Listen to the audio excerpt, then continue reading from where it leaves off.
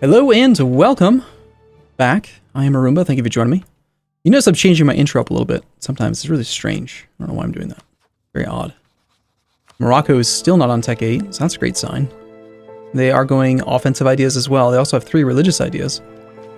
That's okay. That we almost have our 6th idea. No, that's our 5th idea. Damn. I was hoping for desert warfare to come in.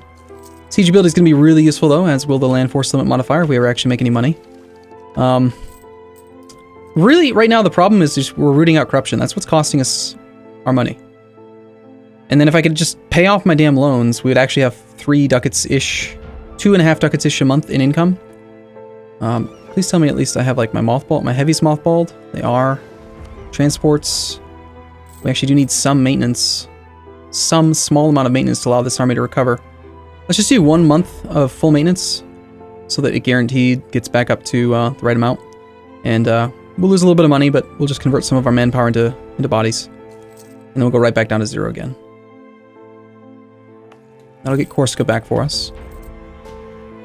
You notice how I'm still paying for this missionary even though he's not actually active? That's stupid. Well, I suppose as long as it's not being halted or not being like prevented, then I guess maybe it's fair, but it still seems kind of stupid to me. So you guys aren't going to provide any bonus or any benefit whatsoever if you have no maintenance. So I think we'll just hide you in the mountains. The revolt risk in the mountains. Why can't I remember my keyboard shortcuts? Revolt risk, revolt risk. Opinion? No. Here it is. Oh, I can remember. It's just it's saying like wait with army and then unrest 7.3. Okay, that's going on my list of things to change.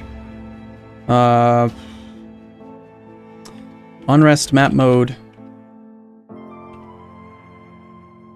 is combining 2 lines of info. The 2 lines of info that it's combining are what? That's why it's sometimes I'm like what's the right map mode? Wait with army and unrest. So wait with army and unrest on same line should be separated. Done. Playtesting. You know what's funny is so again, gotta keep talking about Civ 6, right? There was a difference. Okay, again, I'm not trying to like offend anyone or like I don't want anyone from Paradox to get upset with me for saying this because I'm just commentating on the differences between companies. Okay, there was a pretty interesting difference between the developers that were standing behind my shoulder while I played at the 2K event versus some of the stuff that's happened at some of the Paradox events. Namely, most importantly, what I'm trying to point out here is that I kept finding like lots of bugs. Like lots of UI display issues and like just other things that were wrong with the game. And 2 of the developers were actually like really appreciative, like, thank you, hey, man, you're really good at this. Like, you should be a beta tester. Like, we would love to have you beta test this stuff. And I'm like, what? Were you saying me being me is really good? Shocking. That's awesome. I would love to, you know, that kind of thing. So who knows? Maybe at some point in the near future, I actually may possibly be able to get early access to some Firaxis titles. Or 2K, or I still can't remember which one's the damn developer and which one's the publisher, but hopefully I can get early access to it and play some titles before they're actually out. I wouldn't mind. I mean, I understand. I mean, I still see and I understand why, from Paradox's perspective, there's a conflict of interest, right? Because if I have early access to the title, there's a security threat, right? There's always that, and because I'm a public person, right? It's different than your average beta tester. Your average beta tester, yes, there's still the security risk. But they have less incentive to spoil or to like use the material for their own material gain than someone who is a, quote unquote public figure. So I get where they're coming from with like not wanting me to beta test their games for them. But at the same time, I've been playing their game for 3.5 years now, and I'm a pretty trustworthy person. Like, I've never once broken a non-disclosure agreement. I've never once broken an embargo. Like, they could just, I don't know, extend a little bit of trust. It'd be cool. This is good. They're going to rebel again, but I think we really need this. We need the money. And there's some really good development on this coast. This is going to help out quite a bit with, this is going to raise a lot of unrest here, though. I don't know if I like that. Sidon is which one? What are you upset about? Sidon, that's not, okay, Sidon, Syrian. No, that's Damascus. Mamlukian? The Lebanese. What the hell are Lebanese? Like a cultural thing? No, there's Syrian culture. Oh, there's Lebanon. That's why. There's a Lebanon core there. All right, whatever. So we lowered autonomy a little bit. That should give us quite a bit of extra income, hopefully, on Damietta. And basically, I was just looking to see if there's any other provinces we could do that in. I mean, obviously, we're going to have rebellion. It's going to happen. Okay, let's get, I need 25 with both of you. And I needed another claim on you, although it's going to be difficult to use. Claims on Morocco are still good, but again, the Ottomans are still blocking me from that expansion route.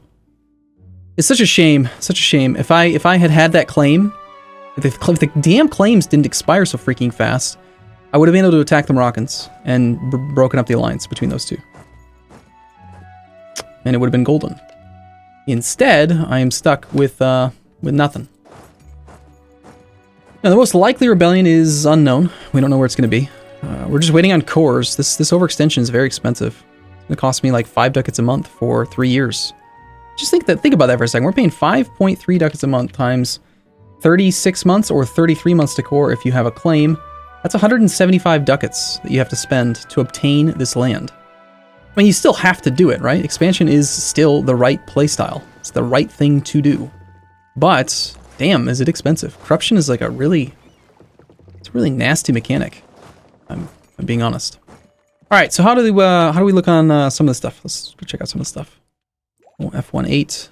Plutocratic coup is ticking down. That freaked me out for a second, but no, it's ticking down. Dominance of the clergy is actually totally fine. The Dhimmi, we don't care about them. Let's see, can we interact with anybody? Let's go F1 period. Everyone's pissed. So you are actually within range, though, that I can sack some prestige, put you above 80%, but then make you loyal. And so let's definitely do that. I don't want to be paying this extra land maintenance modifier. Even though we're at no maintenance, it's still affecting us. Like, it's not good. That's my official thoughts on it. It's not good. Yeah. Anyway. Right to generalship expires in 6 years. They will be at 2%, so we got 50 ticks. That's 50 months before the emirs will actually have a rebellion, because they have no positive development towards a rebellion right now. I'm willing to take 4 years. I have 48 months. That's plenty of time, I think, to square things away and maybe do something different. Even if I have to revoke their land or something, I'll do it. Just like I've done with the merchant guilds, you know? Down here, we can't do anything, can't do anything, can't do anything. You have just barely enough land. You are something I don't want to change.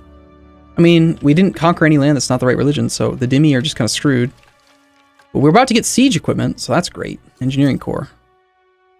We just take it. Fall behind on military tech, so we get a discount from neighbors. And it hasn't affected our ability to win wars, so I am fine with it.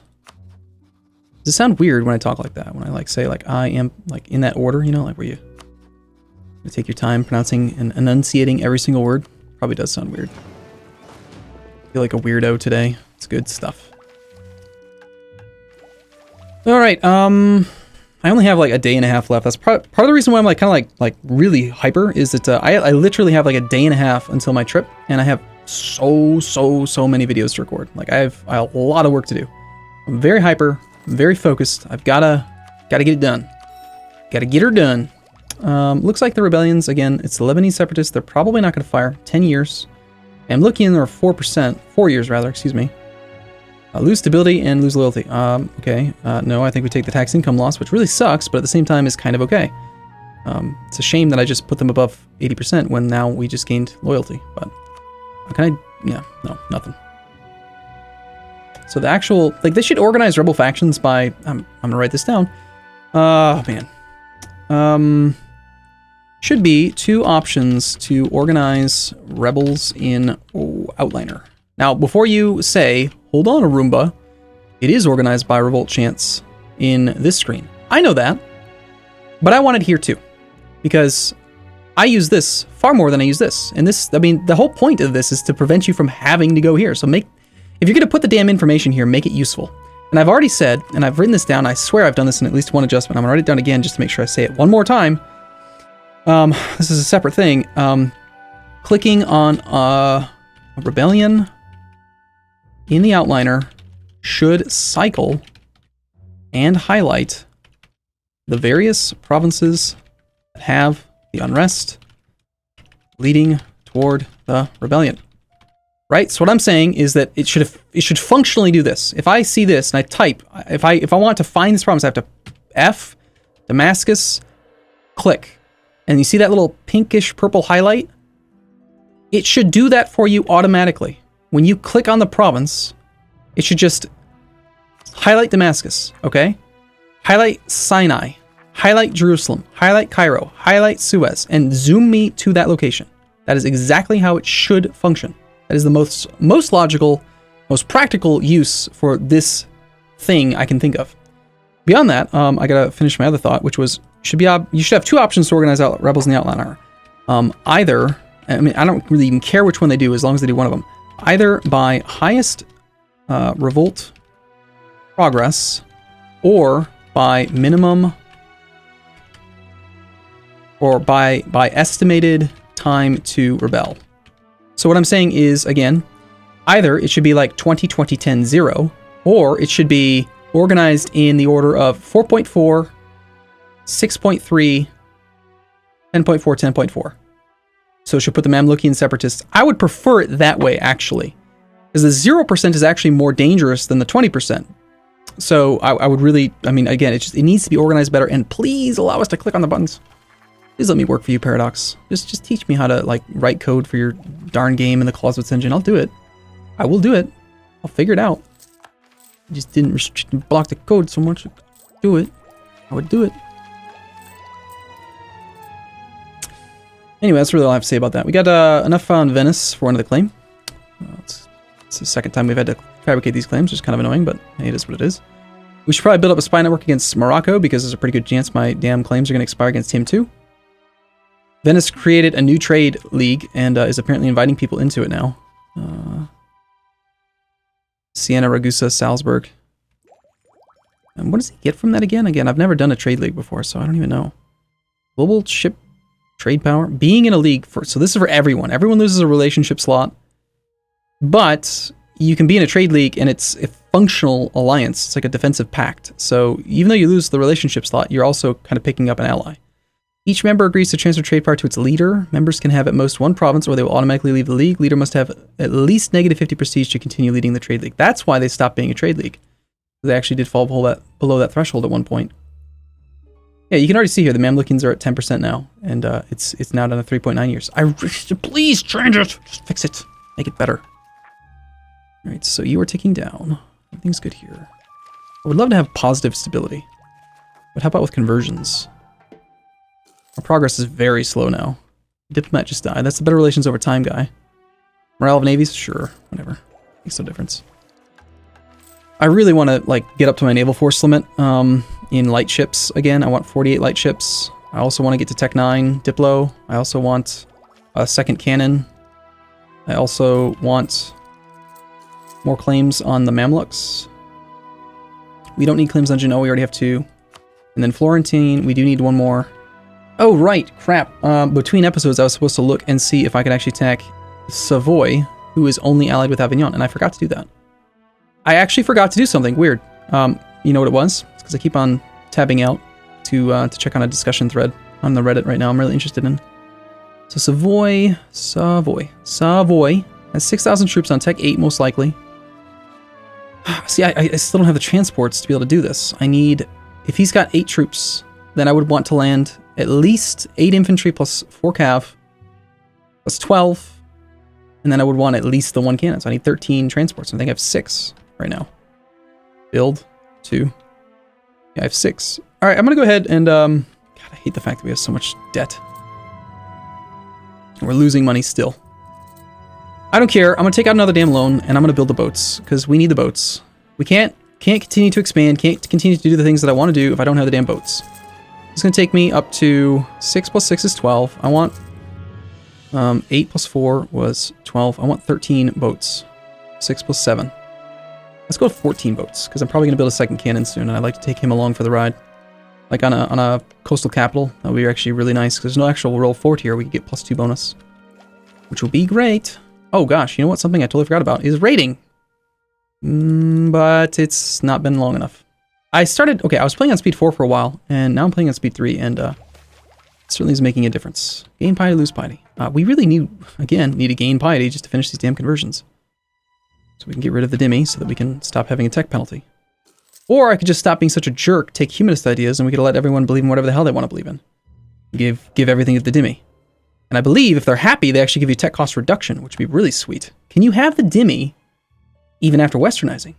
Probably. So in theory, I believe, since they only have 10% influence right now, the tech cost is increased by 2.5 because they're disloyal, it's the opposite of what it would be if it was positive. So if I had 60 influence of the Dhimmi, how would you even get that high? Is it even possible? We gain influence from this. We get manpower, but it pisses off them.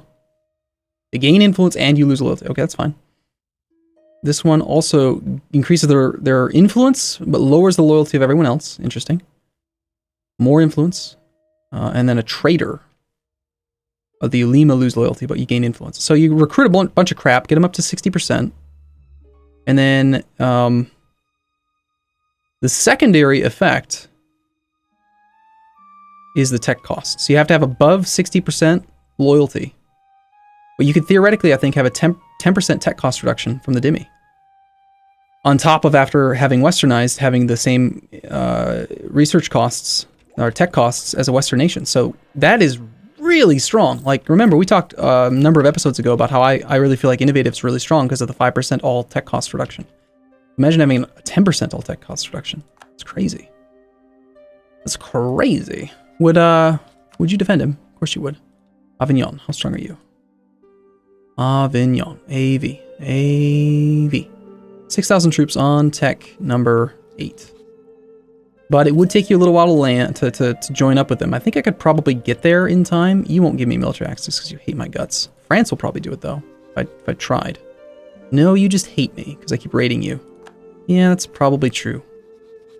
However, apparently the papacy is really weak right now. Because they're like scared the hell of me.